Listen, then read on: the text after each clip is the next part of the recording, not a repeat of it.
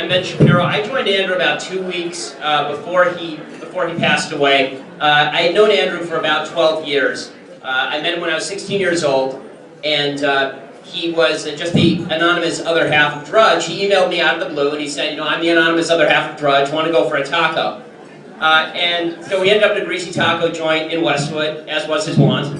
Andrew didn't change. The night that he died, he spent 2 hours talking to a random human being who he just wanted to talk politics with, at a restaurant.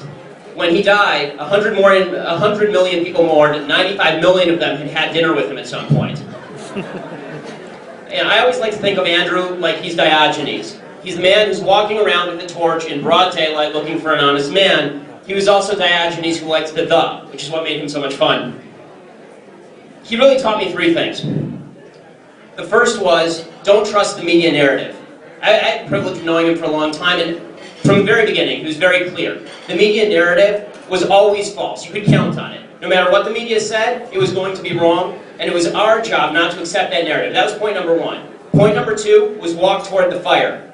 He was very clear on this. You have to walk toward the fire. That's why he didn't care when people called him racist. It bothered him, but he didn't, deep down, he knew it was false, so he didn't really care about it. And when Republicans, conservatives, libertarians, when people who think for themselves are intimidated by the left and by the media, that is a loss in and of itself. We can't be intimidated, and that's something that Andrew proved to us. If he had been intimidated, Acorn would still be operational, and Anthony Weiner would still be tweeting pictures of his junk to random people from his seat in Congress, not from his wife's closet where he's probably locked right now.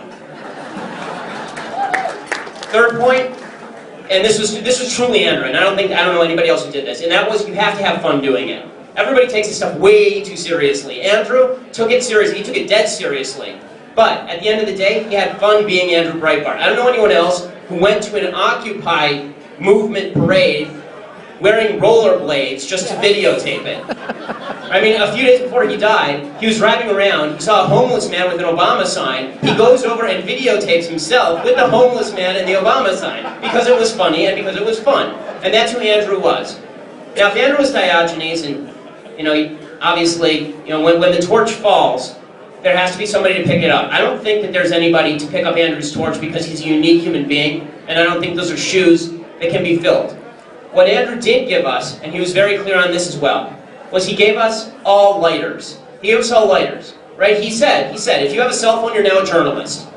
He gave us lighters for a couple of reasons.